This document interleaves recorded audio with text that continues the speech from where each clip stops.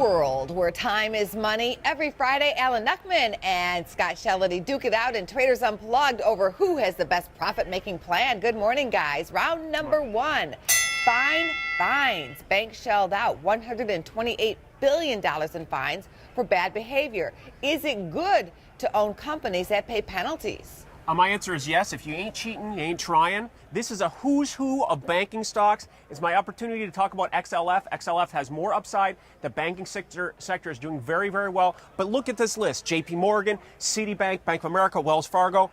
Yes, they're buys. It's only $128 billion. So when you're nervous and you don't know what you're talking about, you talk like that. The first thing the thing we should not be buying is the government, because the government just gave them the money to fine them to get it back. I mean, it's one of the most ridiculous things out there is the money that the government has given those banks. They have now gone back around their backs and fined them to get a lot of it back. I think it's scandalous, but the two banks I do like out of that are number one, Wells Fargo, and number two, JP Morgan. Round number two, caught by the shorts. Which high short interest stocks do you play now? JD.com, JCP, Cree, Aspen Technology, or Cena? I'm going to go with JCPenney. I think a lot of the negative news is they've just been beaten up. I know it's actually starting to trade better already, but I think that that's a good stock because I think that even if the news is negative, it's going to be, oh, I told you so, and I don't think you get hurt too bad. I think that's a good one to be long. Well, you know what I'm going to say here. It's very hard to short the market, obviously. We get this bounce, yeah. And if the market makes a full V recovery, we back to the highs in the S&P, we're going another 7% higher than we are now. So my lesson here is to short stocks, there's money to be made, but use puts instead of using the stock itself. Round number three, retail reality. In 2007, retail peaked months before the S&P.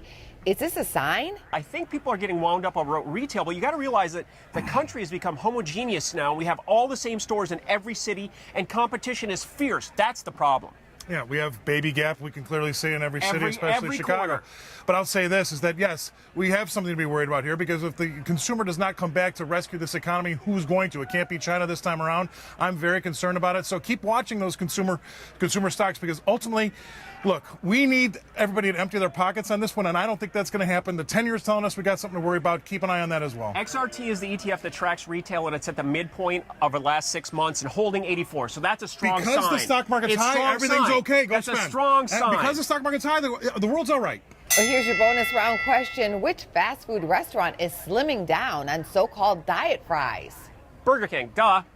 Yeah, Burger King, they lost. They debuted them a year ago. Well, that is the answer. Burger King is limiting sales of Satis fries, but here's your extra bonus round. How many calories are in a small order? Not enough.